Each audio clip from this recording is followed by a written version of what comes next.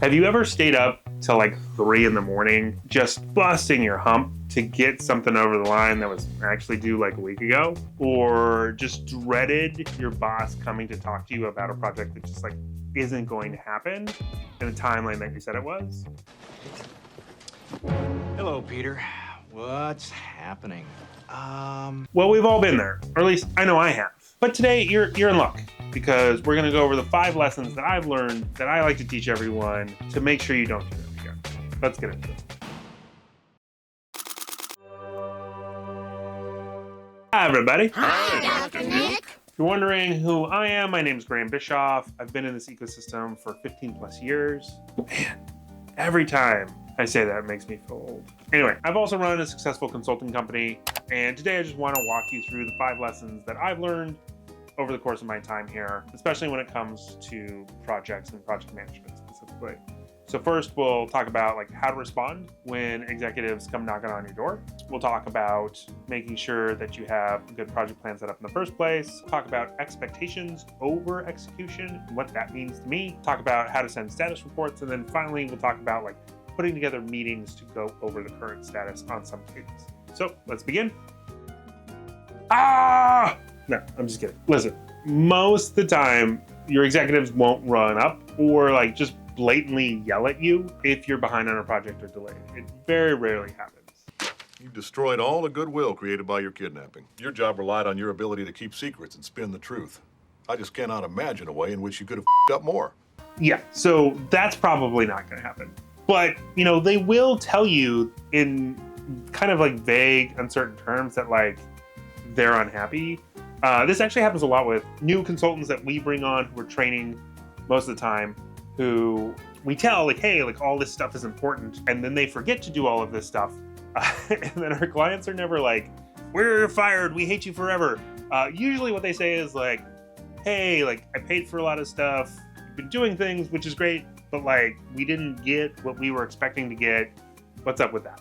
And they never like tell you straight out like we hate you. They're always kind of like, yeah, you're cool, thanks for doing the things. But it's this kind of weird like passive aggressive way of doing things. You know, it's like when you lend your friend money and then try to ask for it back. It's a weird conversation, and you still want to be friends, but you need to talk about, hey, you still owe me money. So just remember that like that's gonna happen. It's gonna be kind of awkward, but just like don't freak out. Make sure you keep a cool head. Try to, you know, use the rest of the tools that we're going to teach you here, but take a deep breath. Just remember, like, you're not going to get fired immediately. It's usually not what happens in these scenarios. As long as you can show like correction, and that's what we tell a lot of the consultants that we bring on. They do this like for their first time. It's like, hey, look, you can still correct this. This is not, you know, client ending or career ending. Just make sure you learn and you do it next time. And that's probably going to get you a lot longer. And also just being positive about the fact that you know you can deliver the thing that you told them that you would deliver, even if it's late, even if it's like not the best expectation that they had. As long as you're still providing value, that's a good thing. So that's where I would concentrate and make sure you're working hard. Great. Now that cooler heads have prevailed, like how do we not have that happen? And the first step in that is to like actually project plan. And you'd be surprised, from probably my perspective, how small things you can actually project plan. Like if you're doing a project that lasts a week or 2 weeks, like you can actually still project plan that. And most people expect that. You can even run into things where people are like, hey, can you get that done by tomorrow? Now, writing a full like architected project plan is not gonna work out that well, but you're probably doing a lot of other things if someone asks you to get something done by tomorrow. And taking that and inputting it into your project plan is super important. Just so you know that like if they want you to do that, something else is probably going to fall by the wayside. And what is that thing? Like I've seen death by 1,000 cuts happen way more often than, you know, big projects coming in and like derailing things, or huge misestimates of certain things. It's often the things that you don't see coming, like all these little requests that totally bulldoze everything. And without a good set project plan, it's just not going to be worth trying to communicate all of that stuff together. And it gives you a good template to show like, hey, like this moved and that moved. You want me to do this? I need to move this. It just gives you a very like physical image to give people so they understand how to move things. And look, in this case, you know, the old adage, and ounce of prevention is worth a pound of cure is hugely accurate. The more you do up front, the more you have kind of all those pieces together so they can visually see like what pieces you're moving around every day, the less they'll want their pound of flesh. And trust me, they're gonna want their pound of flesh. I want a pound of flesh. Pound of flesh. But also, like, we don't want to go too overboard. Like, we want to put a comprehensive plan together, but it doesn't have to be perfect. Like, you're not going to be Ocean's 11. Make the call. Right? Like, that's a little much. Like, you're not, like, don't go rob a casino. That's not what they're doing here. It doesn't need to be meticulous and everything in place and all the right people and all the, like, literally you just use a junky spreadsheet. Like, we use that a lot in the beginning days. We still use it from time to time. It can often be the most effective way. Just get an Excel sheet, color some lines, and that's it. As long as you have dates on there, that's the most important part, and keeping it up to date. And we'll get into like status reports and meetings about that later, but like that's really important. Have a plan, make sure it's comprehensive, comprehensive enough. You've shown it to everyone, and then when it changes, you change it. I think a lot of people have good intentions by like actually putting a project plan together and then like toss it out the window, or the dog eats it, or whatever it is. Like, it just doesn't ever get touched. It's not what you do. It's like, it's a living, breathing document you should constantly have, because you're going to need to have conversations with a lot of different folks about the importance of that and like how those pieces move around. So it's super, super important that you not only put it together, but you keep it. It's living and it's breathing, and it's something that you reference quite often. Okay, so this is my favorite phrase to say to my team. They probably hate it, but I love it, which is expectations are greater than execution. And what I mean by that is like, it is more important to set good expectations than it is to be great execution. So if you have promised someone that you're going to deliver them something in a week and you take 4 weeks, but at the end of that 4 weeks, it's like the best thing ever, all they're gonna remember is that you didn't deliver something. Like, they just don't care about how technologically like advanced that it is. They're like, did it solve my problem? Was it worth it to me? And did you do what you said you're gonna do? Like, those are the 3 things that people care about. They really don't care how cool and complex like the thing you built was. They don't care how many hours it took you to build them, outside of the fact that like they want to know when you can deliver it. None of that matters to them. And quite frankly, it shouldn't, right? Like, all they're like, hey, I want a request. Can you give me a thing? When are you going to give it to me? Cool. And that's it. And I know as like technical folks on the delivery side, sometimes it can get really tough because we want to make the best, most grandiose, like awesome thing. It's going to think about every scenario that's going to fly in the future and be bulletproof. That's okay if that's what they want. But oftentimes it's not. Like, I don't know how many times I've gotten praise for like creating a field and like crickets for creating like complex integration standards and like UIs and workflows and like everything, and just put it all together for this like massive undertaking, and people are just like golf clapping as I go to production. It's like, oh, it's very nice. But I put a field in sales, like, it's like I won everyone the lottery. It's ridiculous. And that's it. It's like, it's just about expectations are the most important thing. Doesn't mean execution isn't important, because obviously you have to execute well. That's our job. But setting correct expectations is actually more important. And I think a lot of people, when it comes to delivering business systems, just like totally forget that part. It's that like, we're delivering it for people. There are our customers, whether they're actual clients, whether they're stakeholders in different business departments, or whatever it is, like, their expectations are the most important.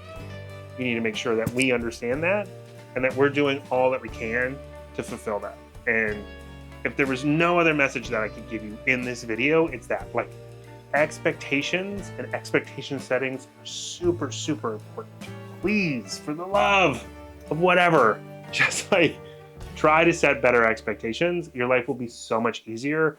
Your bosses will be happier. Your stakeholders will be happier. Everyone will be happier if you figure out how to do that. So we'll give you some good tips up next on actually how to do that. But just remember, expectations over execution every time. All right, now we get to the fun stuff of status reports. You apparently didn't put one of the new cover sheets on your TPS reports. Oh, yeah. I'm sorry about that. I forgot. Yeah. You see, we're putting the cover sheets on all TPS reports now before they go out. Did you see the memo about this? Yeah. Yeah, I have the memo right here. I just, forgot. But, it's not shipping out till tomorrow, so there's no problem. Yeah. If you could just go ahead and make sure you do that from now on, that would be great. No, sorry, not those. Actual status reports, not TPS reports, whatever they may be. But what we really want to focus on right now is like, what are you going to send out and how often are you going to send it out? Now, I personally recommend sending it weekly.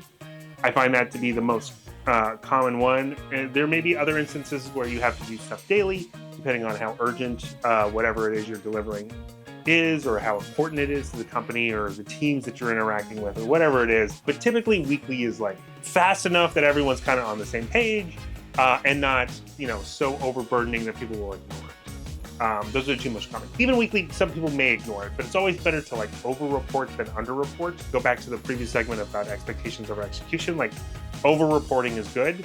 You just don't want to get it so much that people like forget about it. Also, it's not good to automate it. Definitely want to make sure that like whatever you're outputting, has a format to it, but like isn't done by machines all the time. Like you need to know what you're giving the status of so that people have a good understanding of what's happening. Now, what should be in the status report? So I usually like a couple cool features at the top, and we'll put a link to PDF down at the bottom, which kind of shows you a template of like what we do as a status report. But what I like to look at is like, what did we promise in terms of like a project timeline? What did we promise in terms of like how much effort that would take versus what we've delivered and whether we're delivering on that timeline. So those are all the reviews. You also want to put something in there about like, what are the top items? What's important? Like, do you have a prioritized list of things that you're working on in those statuses? So you always want to get statuses whenever you do a status report, which sounds redundant, but you'd be surprised how many people actually like leave that stuff out. You want to know, like, is this in progress or done or in UAT or QA or like wherever it's at?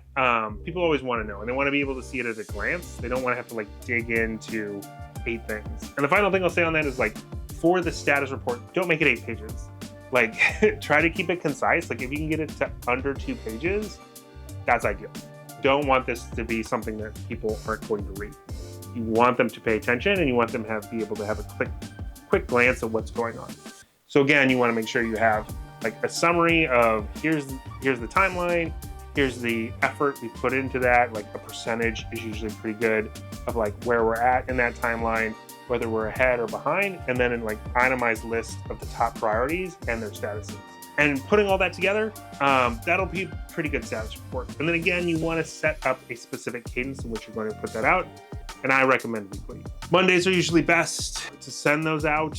Fridays can be good, but like a Wednesday, probably no one's gonna read it.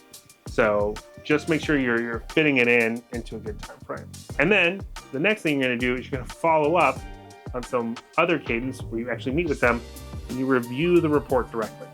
I think that's the biggest step that gets missed. Don't just send it out and forget it. Actually go through and review it. So we'll get into that in the next segment. Okay, great. So this is the last thing we'll go over, but probably one of the more important things. And as you saw in the last segment, what we really want to concentrate on here is going over the status report in person. And to do that, you got to set up a meeting because everybody loves meetings. Not really. And these ones, they're specifically going to hate and hate you, but not because like people don't like project management meetings. Like no one likes project management meetings, but more specifically because they're going to try to like not have a project management meeting. Like they're going to show up to the meeting and then try to talk about other stuff. This happens all the time. So the number one thing you want to do is stay on point. You want to have a project management meeting. You really just want to talk about like, here's the timeline, here's the projects, here's the priorities, here's the status of things. Are there any changes? Do we want to reprioritize anything, change any of these timelines? Or like, hey, I personally am trying to deliver this, but I can't in the timeline that we originally discussed in X, Y, and Z factors. Or, hey, I couldn't get this from this other team in that amount of time. Like all of those things, that's what you should be going over. What they're going to want to go over is whatever they want to in that meeting. So they're going to try to talk to you about like specific specs, or they're going to try to talk to you about like changes that they want to make, or they're going to like ideate and brainstorm in the meeting with you. Like, don't let them do any of that. You need to stay on topic and be polite. above all else, but be like, hey, that's great. Let's set up another meeting to talk specifically about your thing, and then let's get back to finishing this thing.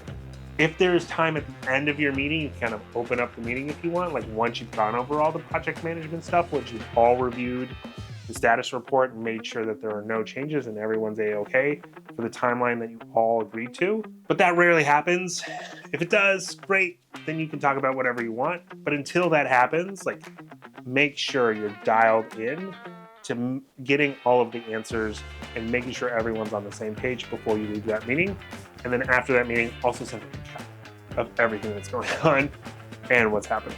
And remember, all of these are like super important to do. You really want to make sure that you've tied it in to be very systematic, right? Like, I even go through and before my meetings, like by minute, put down, okay, it's every 5 minutes, but every 5 minutes, I have goals for the things that I want to achieve in each meeting. So I set aside time before the meeting to do prep so I can run the meeting well.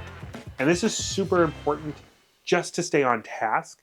You have no idea how many like different stakeholders are going to come in with different agendas to just wreck your project management meeting. Mostly because like no one cares about it, but it's super important. And it's not super important right away. I can't tell you how many failed projects I've had, not because we didn't do the right things or we weren't making progress or like people didn't feel at every meeting we showed up to that like we weren't doing important stuff or getting through really tough issues. It's just at the end of the day, like their expectation of a 6-week project, we would get to week like 8 and it wouldn't be in production yet. And they'd be like, what's going on? It's like, well, we didn't explain the entire time that like when you change priorities or when you change this thing or you did that, like it extended the timeline and this is where we're at. And like for all the things that you added that you wanted to do, like all this stuff takes more time. But without explaining all that in those meetings every week and making sure everyone was on the same page, they just thought it was overdue and over budget. And that's what they always think. And it doesn't matter if you're totally justified in that if you didn't sit down every week to talk about the timeline and literally like show them, okay, if you want to do that, it's going to add extra time. And here's what's going to change about the timeline. Here's how that's going to work. You have to be very specific about that. Otherwise, you just get really bad feedback at the end of a project. And you can't really do anything to change anything. It's like, oh, we want to launch next week. It's like, well, I'm halfway through producing a 3-week thing. Like, I can't just launch to production. And everyone gets really upset. And it's really tough to really show them that like the choices that they made led to this because you were the one who was supposed to carry them through. And so those meetings are super, super, super important to make sure that at the end of the project, you don't get blamed for overages that were added during the project. Because at every meeting, you're like, hey, every week we're going to sit down and talk through exactly what changes and the impact all the stuff that you had is. Okay, and that's the episode. I hope those 5 pointers were really helpful and that you'll be able to tackle these larger projects a little bit better. As always, like, subscribe, do all the YouTube things, click that bell, whatever the kids are saying these days. But please, again, we always love comments. So if you saw something in this episode that you want us to talk about more, something that we may have missed, or just generally something that you would like to see in a future video, please comment down below. Let us know what you think. We'd love to hear from you. We make these videos for you guys, so please, let us know how they're doing and what you'd like to see. All right, until next time, have a great one.